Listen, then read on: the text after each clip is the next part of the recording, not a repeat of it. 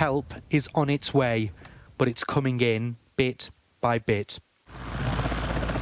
Getting vital supplies to these remote areas of eastern Afghanistan is clearly a challenge in itself, but it's needed now more than ever. After a plea for help to the international community, humanitarian assistance was sent by South Korea, Pakistan and India, with more pledged. It's not only these two provinces of Khost and Paktika, but there have also been floodings throughout Afghanistan and many districts have been affected. Afghans are facing huge problems now. In the capital, Kabul, they're loading up all they can to send to the areas affected, but the government here said they don't have enough.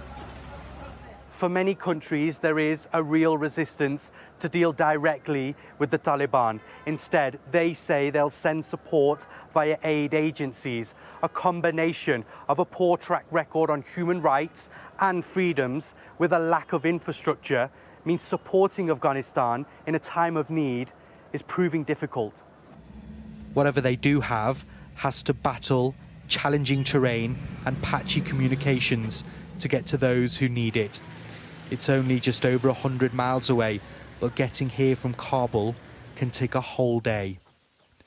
And once here, this is the scene. With homes reduced to rubble, people are left with no choice other than to sleep on the ruins of where their beds once lay. Our people are very weak financially, and they don't have work. Even in the next 20 years, they won't be able to rebuild their houses because of the financial crisis. We're calling on our government and other international organizations like NGOs to help us. But in these disasters, it's always the children who suffer. Officials believe over 100 have so far been killed, and those who survived have now lost everything, including their family. This devastation is of course down to Tuesday's rumbling earthquake, but this was a government simply not prepared. And so as they wait for more aid, the Taliban will no doubt have to reflect on how they can engage with the rest of the world in the future to ensure when help is needed once more, they're not abandoned again. Inzamam Rashid, Sky News in Kabul.